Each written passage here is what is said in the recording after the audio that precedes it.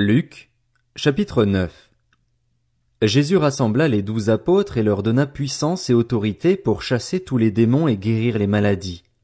Il les envoya proclamer le royaume de Dieu et guérir les malades. Ne prenez rien pour le voyage, leur dit-il, ni bâton, ni sac, ni pain, ni argent, et n'ayez pas 2 chemises chacun. Quelle que soit la maison où vous entrez, restez-y, et c'est de là que vous partirez. Si l'on ne vous accueille pas, sortez de cette ville et secouez la poussière de vos pieds en témoignage contre eux. Ils partirent et allèrent de village en village. Ils annonçaient la bonne nouvelle et faisaient partout des guérisons. Hérode, le tétrarque, entendit parler de tout ce qui se passait. Il ne savait que penser, car les uns disaient que Jean était ressuscité, d'autres qu'Élie était apparu et d'autres qu'un des prophètes d'autrefois était ressuscité. Mais Hérode disait: J'ai fait décapiter Jean. Qui donc est cet homme à propos duquel j'entends dire de telles choses? Et il cherchait à le voir. À leur retour, les apôtres racontèrent à Jésus tout ce qu'ils avaient fait. Il les prit avec lui et se retira à l'écart, du côté d'une ville appelée Bethsaïda. Mais les gens l'apprirent et le suivirent. Jésus les accueillit. Il leur parlait du royaume de Dieu et il guérissait ceux qui en avaient besoin. Comme le jour commençait à baisser, les 12 s'approchèrent et lui dirent: Renvoie la foule, afin qu'elle aille dans les villages et dans les campagnes des environs pour se loger et pour trouver de quoi manger, car nous sommes ici dans un endroit désert. Mais Jésus leur dit: Donnez-leur vous-même à manger. Ils répondirent: Nous n'avons pas plus de 5 pains et 2 poissons, à moins d'aller nous-mêmes acheter des vivres pour tout ce peuple. En effet, il y avait environ 5000 hommes. Jésus dit à ses disciples: Faites-les asseoir par groupe de 50. C'est ce qu'ils firent, et tout le monde s'assit. Jésus prit les 5 pains et les 2 poissons, leva les yeux vers le ciel et les bénit. Puis il les rompit et les donna aux disciples afin qu'ils les distribuent à la foule. Tous mangèrent et furent rassasiés, et l'on emporta 12 paniers pleins des morceaux qui restaient. Un jour, Jésus priait à l'écart et ses disciples étaient avec lui. Il leur posa cette question: Qui suis-je, d'après les foules? Ils répondirent: D'après les uns, Jean-Baptiste; d'après certains, Élie; d'après d'autres, un des prophètes d'autrefois qui est ressuscité. Et d'après vous, qui suis-je? Leur demanda-t-il. Pierre répondit: Le Messie de Dieu. Jésus leur recommanda sévèrement de ne le dire à personne. Il ajouta qu'il fallait que le Fils de l'homme souffre beaucoup, qu'il soit rejeté par les anciens, par les chefs des prêtres et par les spécialistes de la loi, qu'il soit mis à mort et qu'il ressuscite le 3e jour.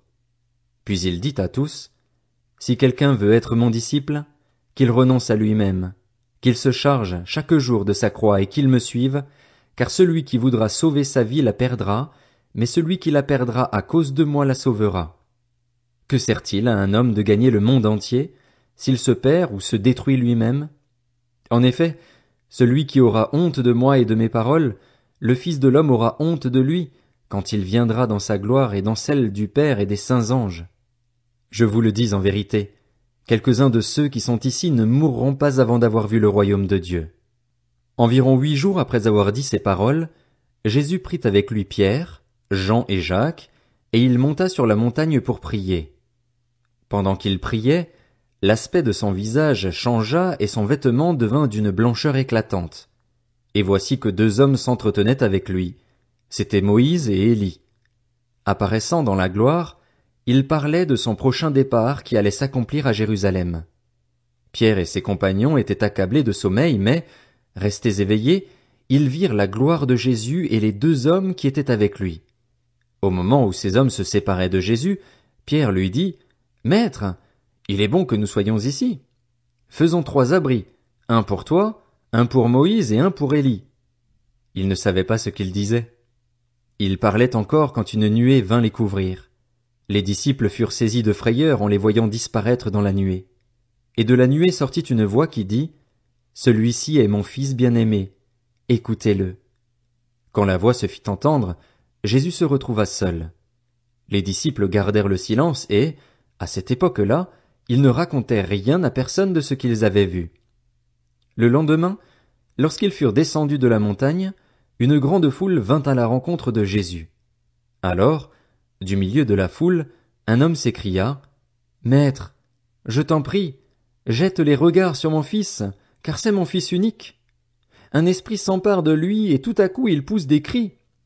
L'esprit le secoue violemment, le fait écumer et le quitte à grand-peine, après l'avoir tout brisé. J'ai prié tes disciples de le chasser et ils n'ont pas pu. » Génération incrédule et perverse, répondit Jésus, jusqu'à quand serai-je avec vous et devrais-je vous supporter? Amène ton fils ici. Tandis que l'enfant s'approchait, le démon le jeta par terre et le secoua violemment, mais Jésus menaça l'esprit impur, guérit l'enfant et le rendit à son père. Tous furent frappés par la grandeur de Dieu.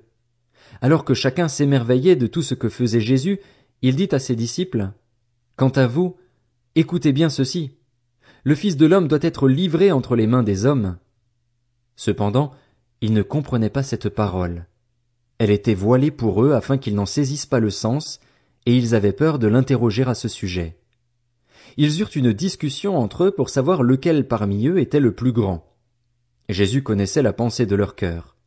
Il prit un petit enfant, le plaça près de lui et leur dit, « Celui qui accueille en mon nom ce petit enfant, c'est moi-même qui l'accueille, et celui qui m'accueille accueille celui qui m'a envoyé.